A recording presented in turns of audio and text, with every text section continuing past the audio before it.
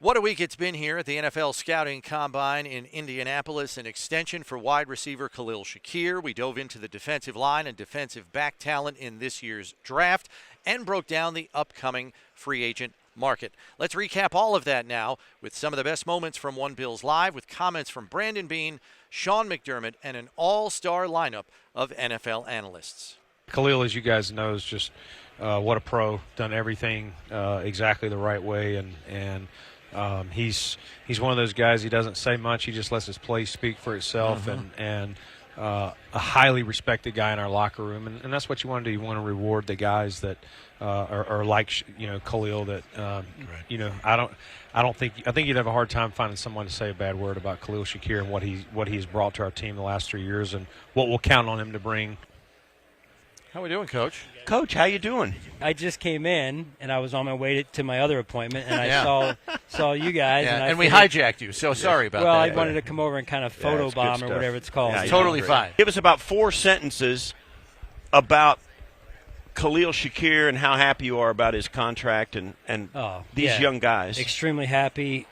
Classic case of humble worker, team player, getting rewarded for all of what I just said, doing his job and just being all about the team and performing, right? So on a consistent basis. And, obviously he and Josh have a great rapport, and they've done a lot of great things together. Love James. I mean, you're never going to get me to say a bad word. I mean, what he's done and the improvement and the maturity and all the things that he's brought, and had some explosive plays for us this year, some tough runs too, not just the explosive ones. So we want James here.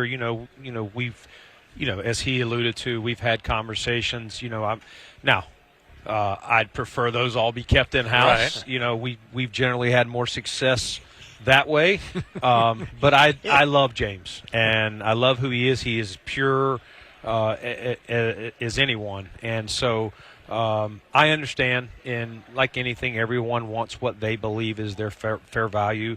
We have to be shopping for the best football players out there, right? And so if you say we have to find this position, or we have to get this player, there's only a few players that you say that about, right? Other than that, it's best player for our football team, best player available, and that's where you make the right decisions more times than not. This is the best defensive line class overall since 2019.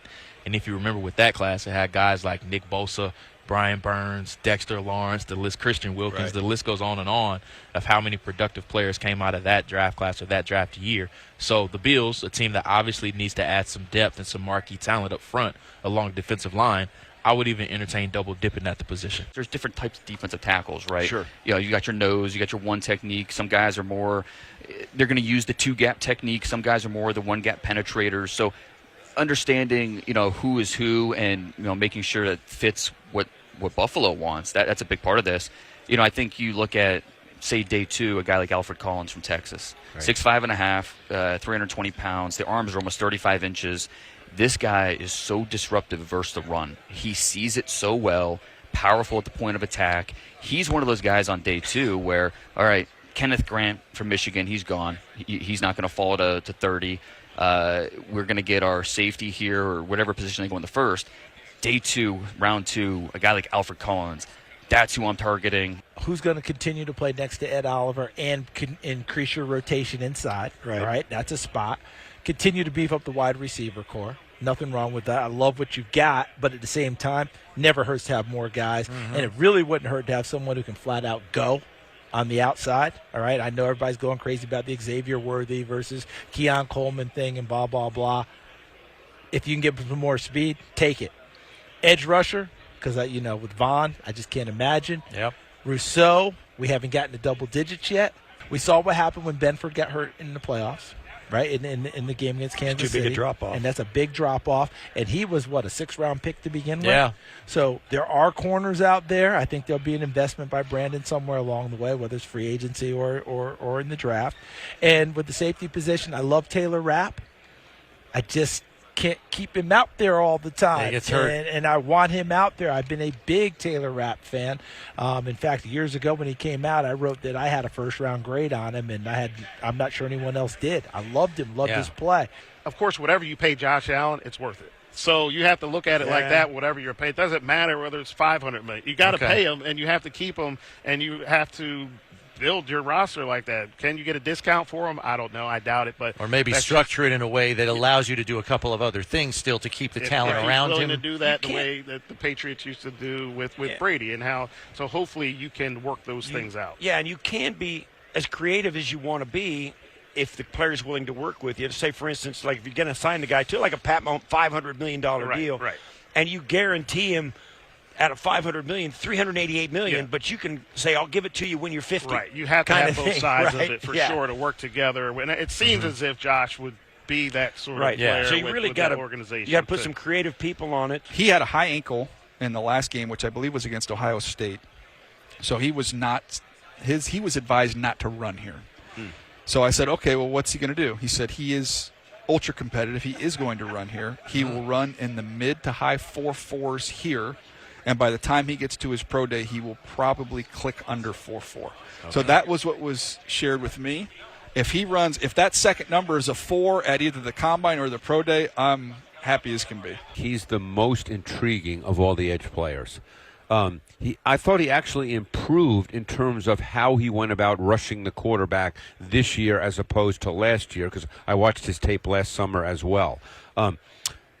He is a man. If you see him in person, I actually got to see him in person when he won the Maxwell Club Award when he was a high school senior going to Georgia. And if you just saw him in a suit, you would have thought he was 30 years old. He looks like a man. Okay.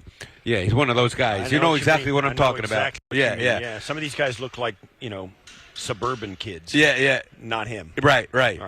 And I think there's a ton in his body, and I don't know the kids. I talked to him for 5 minutes, 4 years ago at the Maxwell, so I can't sit here and say I know him.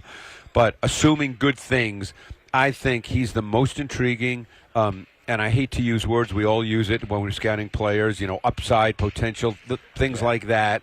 But I think that there's so much in his body with his athleticism, his movement. He's powerful. One thing I've learned, Brownie, is, and I've learned this from going to the O-Line Masterminds event in Frisco, Texas for 2 years in a row, talking to offensive tackles in the NFL. All they talk about is if you can't win with power, then it's really hard to be a good pass rusher, because I had a great conversation with Andrew Whitworth, who obviously knows a little more about playing left tackle than I do. And he said, eventually you got to get through me. So all these guys that have moves and dance and all these, eventually they got to get through me, because the quarterback's behind me. It's still push and shove. They got to get behind me. So if you can't play with power, these guys don't fear any of that as much. Ticketmaster is the title sponsor of this year's NFL Scouting Combine coverage. Ticketmaster is the official ticketing partner of the NFL and the Buffalo Bills.